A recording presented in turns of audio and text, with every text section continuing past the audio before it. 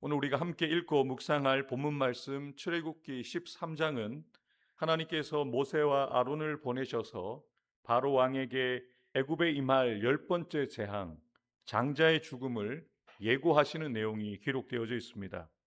하나님께서는 모세에게 곧 이스라엘 백성들이 애굽을 떠날 것이라고 말씀하시면서 이스라엘 백성들이 애굽 사람들로부터 은혜를 받게 될 것도 약속하고 계십니다.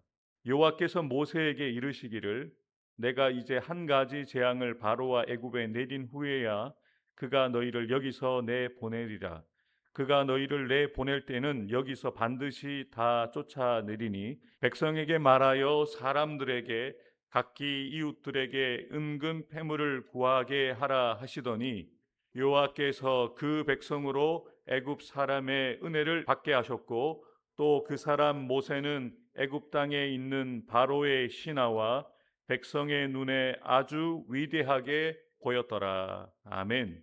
하나님께서 분명하게 계속해서 반복해서 말씀하셨던 것처럼 이스라엘 백성들이 이제 애굽에서 나오게 될 것이다. 바로와 애굽 사람들이 이스라엘 백성들을 보내게 될 것이라고 말씀하시면서 애굽 사람에게 은혜를 입게 될 것이라는 약속도 주고 계시는데요. 이 말씀은 이전에 모세에게 이미 말씀해 주셨던 내용입니다.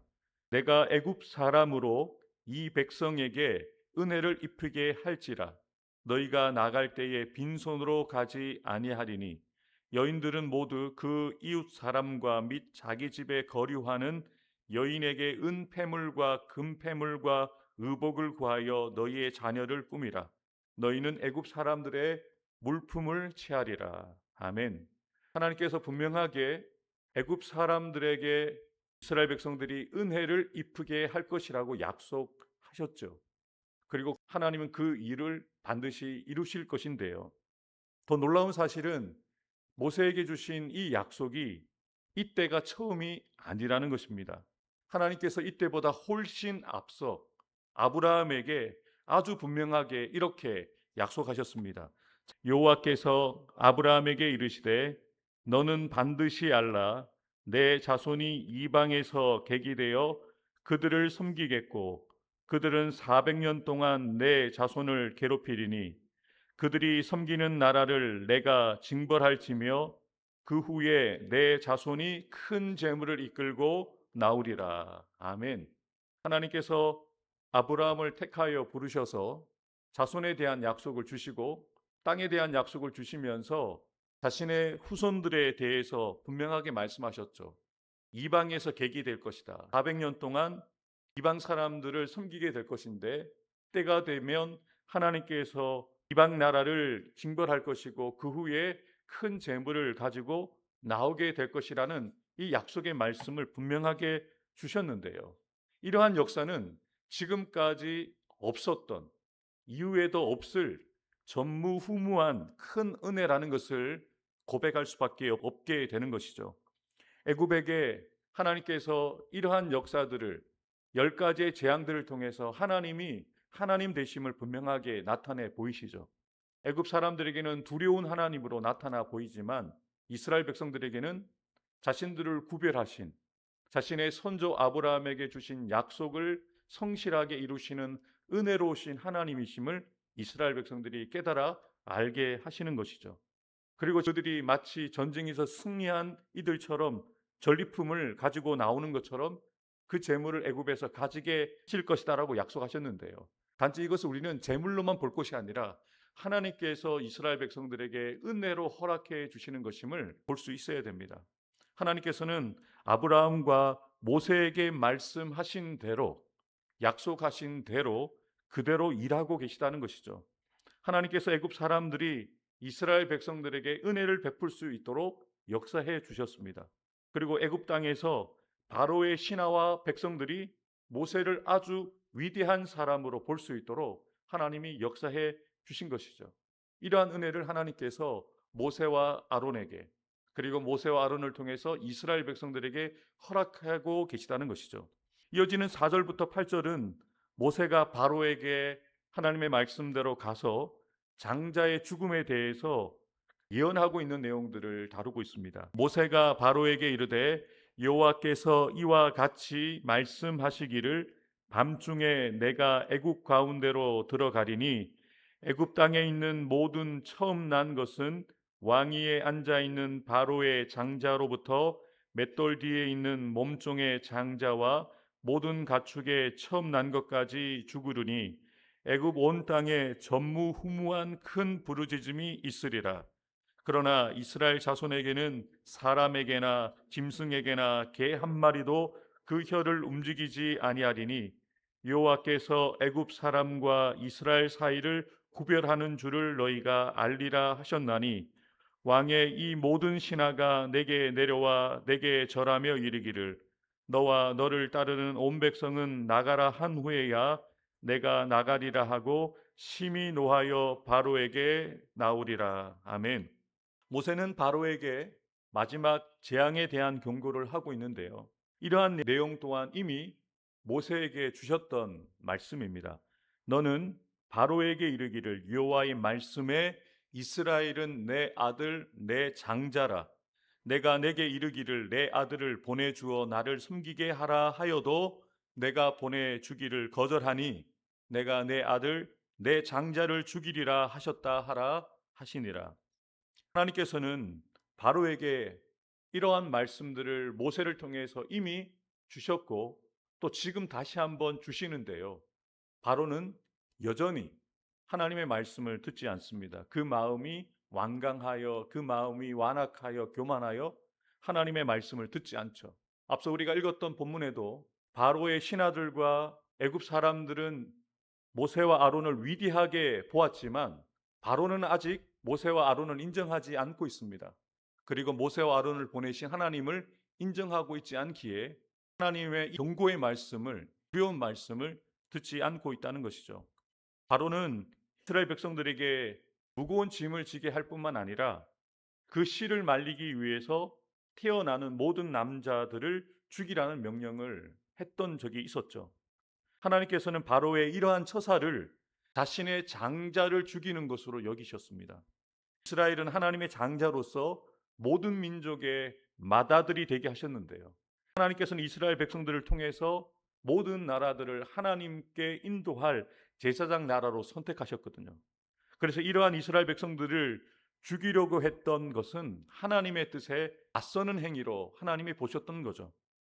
하나님께서는 애굽 온 땅에 이전에도 없었고 이후에도 없을 전무후무한 큰 부르짖음이 있을 것이라고 말씀하신 것입니다. 이러한 큰 부르짖음은 이스라엘 백성들이 하나님께 고통 가운데 외쳤던 그 신음을 떠올리게 합니다.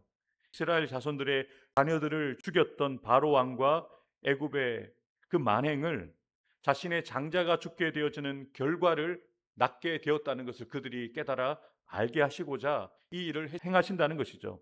억압받았던 이스라엘 자손의 그 흐느끼는 소리를 이제는 장자의 죽음으로 바로와 애굽 사람들이 흐느끼며 부르짖게 하신다는 것이죠.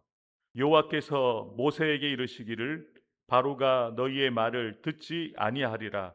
그러므로 내가 애굽 땅에서 나의 기적을 더하리라 하셨고 모세와 아론이 이 모든 기적을 바로 앞에서 행하였으나 여호와께서 바로의 마음을 완악하게 하셨으므로 그가 이스라엘 자손을 그 나라에서 보내지 아니하였더라. 아멘.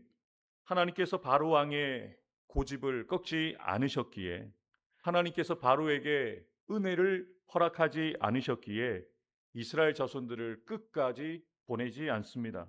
이스라엘 자손들은 하나님께서 허락하실 구원받을 준비를 마쳤지만 바로는 아직까지 멸망받을 준비만을 하고 있었던 것이죠.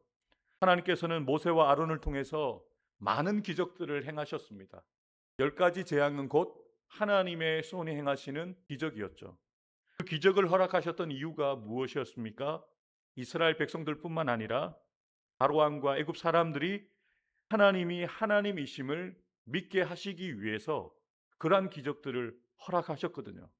그래서 이스라엘뿐만 아니라 애굽도 하나님이 어떤 분이신지를 분명하게 알게 하시고자 하나님은 이러한 기적들을 행하셨습니다. 그런데 그 기적들을 통해서 믿는 자들이 있었고 믿지 않았던 자들이 있었던 거죠. 여러분, 우리는 분명히 알고 있습니다. 이 믿음은 우리에게 어떻게 주어졌습니까? 하나님께서 우리에게 은혜를 주셨기에 우리가 믿음으로 말미암아 구원을 받게 된 것이 아닙니까? 우리가 이 가진 믿음은 하나님께서 허락하여 주신 은혜로 우리에게 주어진 것입니다. 하나님께서 이스라엘 백성들에게 되어지는 역사들을 통해서 그들에게 은혜로 그 가운데 믿음을 갖게 하시는 거죠. 하나님이 살아계시다는 것과 그 살아계신 하나님이 자신의 선조 아브라함에게 주신 약속대로 그 약속을 이루어 가고 계시다는 것을 믿게 하심으로써 하나님께서 행하시는 그 모든 일들 가운데 하나님의 살아계심을 인정하고 고백하게 하셨다는 것이죠. 사랑하는 새벽기도자 여러분, 같은 밤에 두 가지의 역사가 일어납니다. 애굽에는 전무후무한 큰 부르짖음이 있게 되었습니다. 고통과 괴로움과 슬픔의 부르짖음이 있죠. 그런데 같은 밤 또 다른 곳에는 다른 역사가 있었다는 것이죠. 이스라엘 자손에게는 전무후무한 은혜가 머물게 되었다는 것이죠. 믿는 자들에게는 전무후무한 은혜로 하나님께서 역사하시지만 하나님을 경외하지 않고 하나님을 믿지 않는 이들에게는 전무후무한 괴로움과 고통과 슬픔의 소리와 부르짖음이 있을 뿐이라는 것이죠. 이스라엘이 받은 은혜는 어떤 은혜입니까? 오래전 하나님께서 아브라함을 통해서 주신 그 약속을 반드시 이루시는 신실한 하나님의 은혜였습니다. 노예로 살던 백성들을 빈손으로 보내지 않으시는 회복의 은혜였습니다. 심판 가운데 자기 백성을 구별하셔서 구원하시는 구원의 은혜였습니다. 억울한 부르짖음을 들으시고 하나님의 공의를 세우시는 공의의 은혜를 이스라엘 백성들이 보게 하시고 듣게 하셨던 것이죠. 심판이 임하기 전에 경고를 하시고 돌이킬 기회를 주시는 은혜였던 것이죠. 그러나 이 모든 은혜가 어떠한 역사를 통해서 주어지게 됩니까? 내일 우리가 살펴보게 되지만 유월절 어린 양의 피를 문설주와 임방에 바른 사람들에게만 임하게 된 것이죠. 여러분, 문설주에 바르게 되어지는 유월절의 어린 양의 대속의 죽음과 피가 없이는 이 은혜가 임하지 않습니다. 그 피를 문설주와 임방에 발랐던 이들에게만 그 죽음이 지나가게 되어지죠. 오늘 저와 여러분들이 구원받은 것도 마찬가지죠. 저와 여러분들이 어떻게 구원을 받았습니까? 우리가 무엇을 했기 때문에, 우리가 잘 살았기 때문에 구원받은 것이 아니죠. 뒷면에 있는, 우리가 늘 바라보고 있는 저 십자가가 우리에게 주는 메시지가 무엇입니까? 두 가지죠. 우리는 죄와 허물로 영적으로는 죽었던 자들이었는데 저 십자가에 우리가 매달렸어야 되는데 우리 대신에 예수님이 십자가에서 죄가 없으신 주님께서 십자가에서 우리를 대신하여 죽으심으로 그 십자가에서 물과 피를 대속의 죽음으로 흘리심으로 우리가 구원받았음을 저 십자가를 바라보면서 고백하고 있는 것이 아닙니까?